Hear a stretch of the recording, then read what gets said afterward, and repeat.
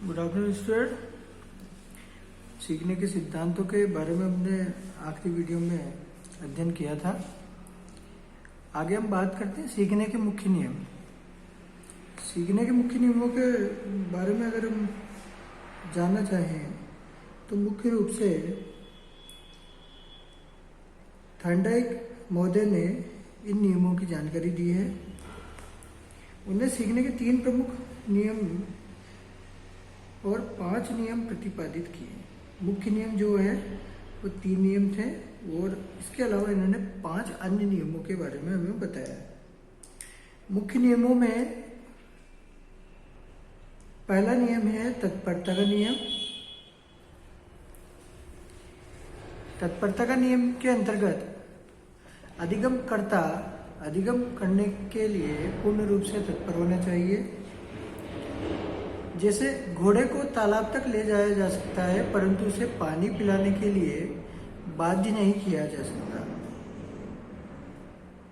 बहुत ही अच्छा उदाहरण दिया है। दूसरा अभ्यास का नियम, लॉ ऑफ एक्सरसाइज।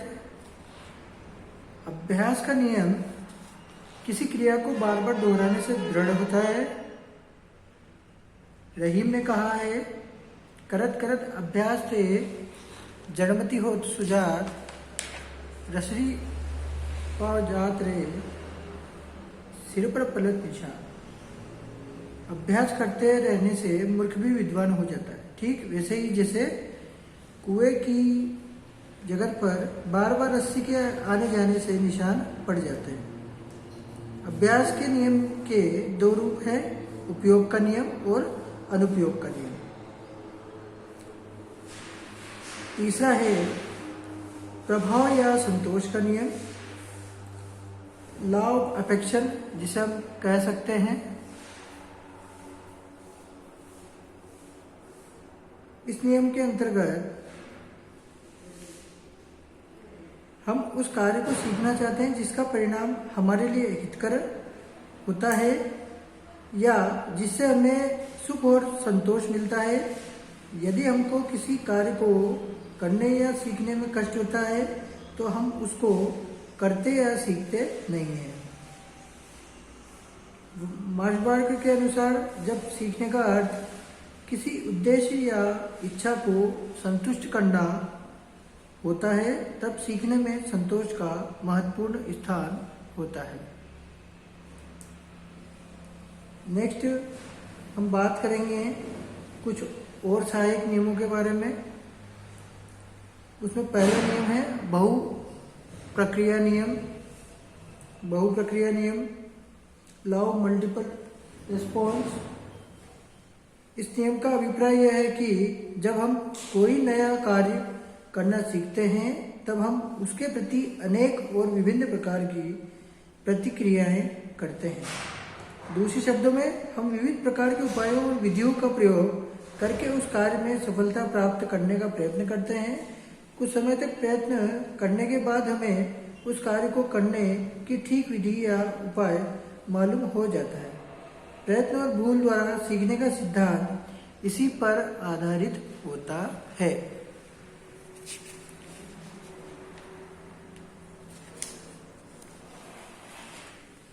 मनोवृत्ति का नियम, लॉ ऑफ डिस्पोर्शन। इस नियम का तात्पर्य यह है कि जिस कार्य के प्रति हमारी जैसी अभिवृत्ति या मनोवृत्ति होती है उसी अनुपात में हम उसको सीखते हैं। यदि हम मानसिक रूप से किसी कार्य को करने के लिए तैयार नहीं हैं तो या तो हम उसे करने में असफल है या अनेक त्रुटियां करते हैं या बहुत विलंब से करते हैं। यही कारण है कि शिक्षक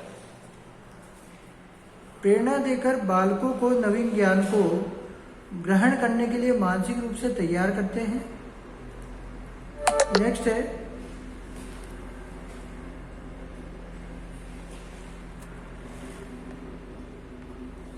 नेक्स्ट है आंशिक क्रिया का नियम।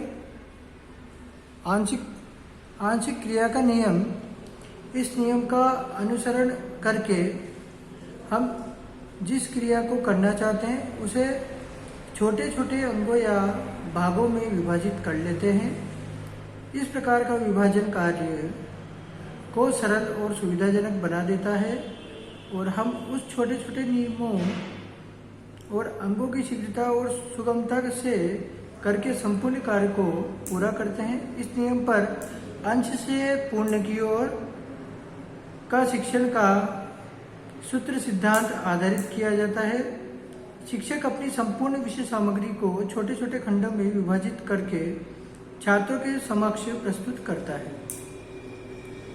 अगला है आत्मीकरण का नियम, लॉ ऑफ एसिमिलेशन। इस नियम का अभिप्राय यह है कि हम जो भी नया ज्ञान प्राप्त करते हैं उसका आत्मीकरण कर लेते हैं या उसे आत्मसात कर लेते हैं। दूसरे शब्दों में हम नवीन ज्ञान को अपने पूर्व ज्ञान का स्थायी अंग बना लेते हैं। यही कारण है कि जब हम शिक्षक बालक को कोई नई बात सिखाता है तब उसका पहले सीखी हुई बात से संबंध स्थापित कर लेता है। नेक्स्ट है संबंधित परिवर्तन का नियम, लॉ ऑफ एसोसिएटिव।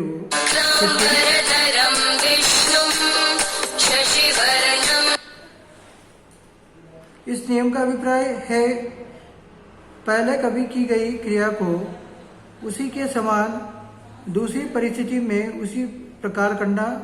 इसमें क्रिया का स्वरूप तो वही रहता है पर परिस्थिति में परिवर्तन हो जाता है। जैसे एक उदाहरण के माध्यम से हम समझते हैं, यदि माँ का बच्चा मर जाता है तो वह उसकी वस्तुओं को उसी प्रकार सीने से लगाती है जिस प्रकार वह बच्चे को लगाती थी। प्रेमिका की अनुपस्थिति में प्रेमी उसके चित्र से उसी प्रकार बातें करता है जिस प्रकार वह उससे करता था।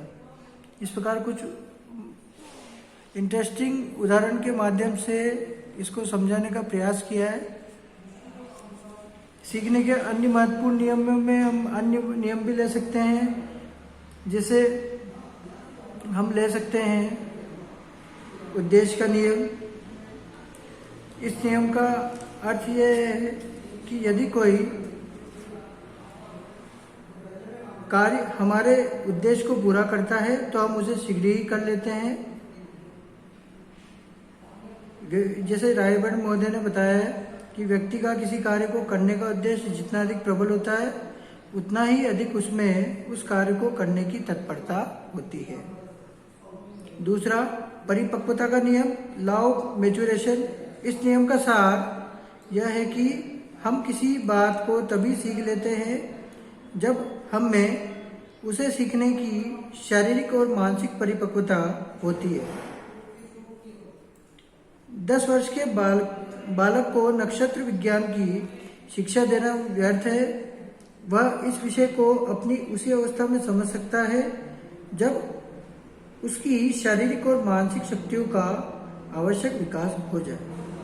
तीसरा नियम है निकटता का नियम, लॉ ऑफ एसेंसी।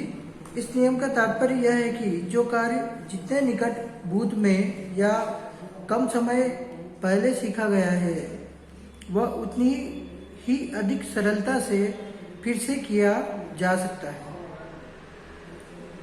चौथा है अभ्यास वितरण का नियम, law of distribution of practice.